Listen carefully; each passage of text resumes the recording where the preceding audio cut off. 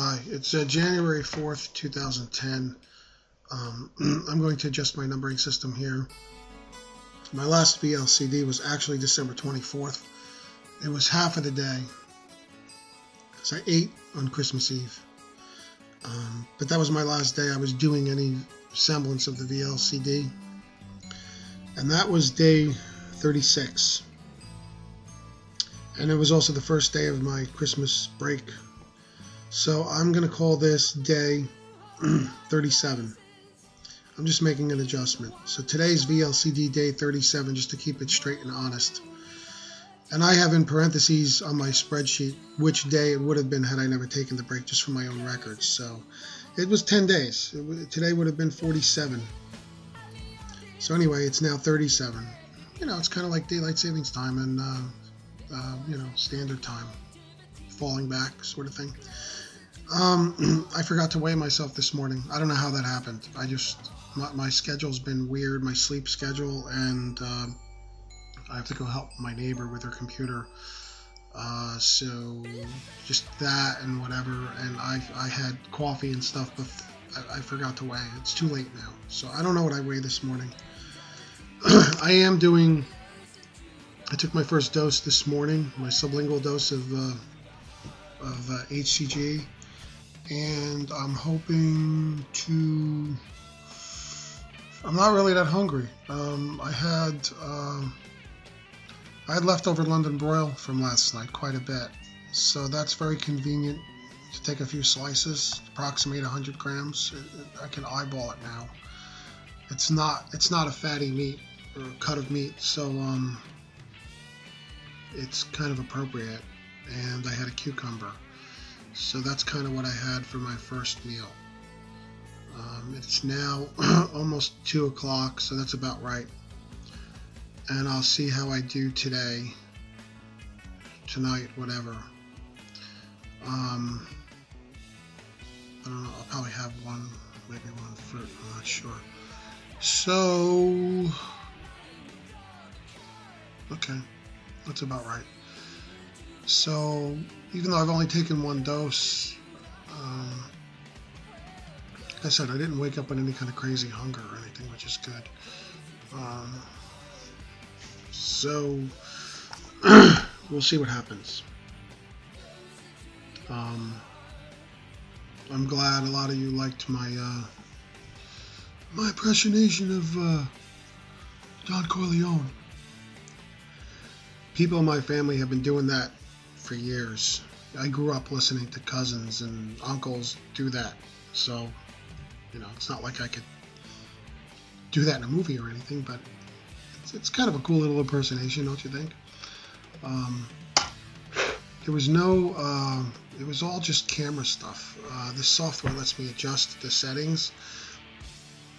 I keep my facial hair trimmed pretty close, so I guess it looked thicker because I played with the contrast settings, and I did not have my cheeks stuffed.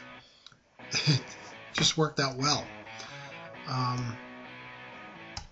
And ever since The Sopranos, as I said in one of my comments to somebody, New Jersey has really good mafia cred. Most of the mafia moved out here anyway. And what's funny is my neighbor, the people who bought the house out this shiny window here, are Italian American. And what's weird is the old man who bought the house, they live, it's a bi-level like the house I live in. Like, it's not a two-family, but it's kind of like that. And their daughter or son, whatever, and wife, spouse, lives on one level, and they live on the other. It's weird. The old man, I see him walking around, and people come to visit him like they're paying homage. I wonder if there's a mafia don in hiding, or incognito, like the old style. They would live, very modestly while running a criminal empire. I almost wonder. And the weird thing is, I was doing that thing yesterday, and there's a window here. There's no blinds that I can pull, so I see his wife or some woman was in the kitchen over there, which faces this side, and I'm sitting here with the hat and the gun, talking to my computer. She must think I'm insane. So I was telling Gina, Party Train, on the phone that, hey, I gotta be careful what I do in front of this thing, because my neighbors are going to think I'm nuts.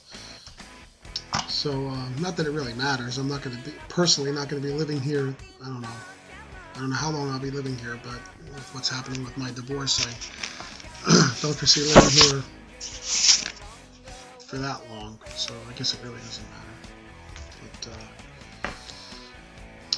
it's just funny, she was kind of looking out that window a few times after I took the hat off. I was like, oh man, I feel so stupid. But it was worth it. It was worth it. And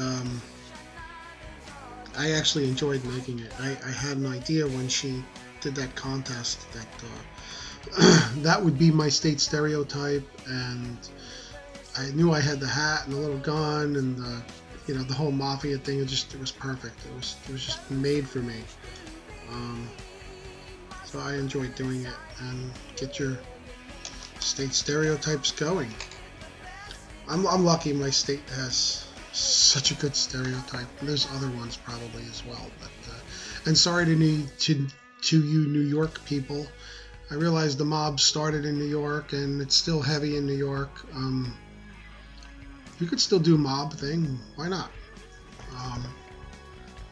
There's other things you can do for New York, though. Believe me, if I lived in New York, I actually think New York has more possible stereotypes than New Jersey does. So, alright.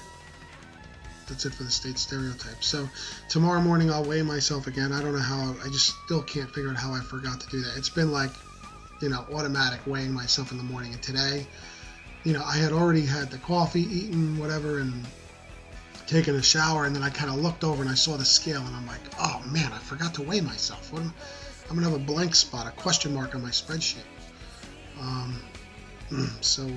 Anyway. One of my friends who I went to high school with, who his daughter used to go to my son's school, he saw me on LinkedIn.com and noticed that I wasn't working, and he's like a big shot in IT. Like, he's like a programmer, analyst, manager type. Something I could never see myself doing, but he he asked me what was up about a month ago, and I told him everything. He knows all about my pending divorce. He feels bad about it and all that. I told him about my severance slowly running out, and he asked me to send him my resume, so I did. And I actually forgot to have my phone number on it because I used that same resume with the websites, and I don't want a million headhunters calling me at home. I put my email address, but he asked me to update it with my phone number, and I'm going to send it back out to him. So he said there's somebody interested in something. I don't know. Maybe it'll amount to something, maybe it won't, but we'll see. So that's a possible positive development. I'm still working my thing at home, and even if I get a job, I'll continue to do that, because even if, I'll want multiple income streams, or, I really would rather eventually work from home. But right now I would not turn down reasonable work, and I expected to be making less than I was, but we'll see. Maybe it'll be more. I'm open to anything. I'm getting sick of being home, So I know I should never think making less is acceptable, because I am worth a lot. Word to the wise: don't sell yourself short. I have to stop doing that too. So, anyway, I saw Mama Clock's thing she posted for that 12 Days of Christmas thing, and her husband singing, that was hilarious. That was great. I don't know if Cotton Candy posted something today. She better get her butt back online. I'm missing her vlogs. You hear me, sweetie? Start vlogging again. You too, Phantom Muse. Get back up there. And, whatever. We'll see. Okay, it's starting to get late here. Sorry to, Nature down in West Virginia. I know, I'm almost 10 minutes. I can't help it. I have diarrhea of the mouth, and I just like to talk. I like to hear my own voice a lot of times. So, sorry. And here I am saying, stretching it out even longer. Okay, so we'll, I think we might end it now. Bye.